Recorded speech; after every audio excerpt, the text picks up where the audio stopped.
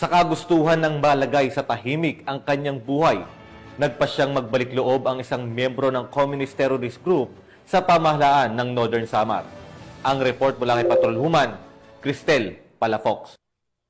Voluntaryo nagbalik loob sa pamahalaan ang isang miyembro ng Communist Terrorist Group sa Barangay Imelda, Mondragon, Northern Samar. Ang pagbabalik loob ay resulta ng matagumpay na pakikipagnegosasyon ng mga tauhan ng 803rd Maneuver Company, Regional Mobile Force Battalion 8 kasama ang 2nd Northern Samar Provincial Mobile Force Company, Mondragon Municipal Police Station at 43rd Infantry Battalion 8 Infantry Division, Philippine Army. Ang nasabing surrendery ay nasa kustodiya na ng 803rd Maneuver Company, RMFB-8, para sa facilitation ng kanyang posibleng enrollment sa programa ng ating gobyerno na Enhanced Comprehensive Local Integration Program o ECLIP. Patuloy ang panawagan ng pambansang pulisya sa iba pang mga membro ng CTGs na iwaksin ang maling ideolohiya at magbalik loob sa ating pamahalaan upang makasama ang pamilya, mamuhay ng payapa at patuloy na sumuporta sa mga programa ng ating gobyerno.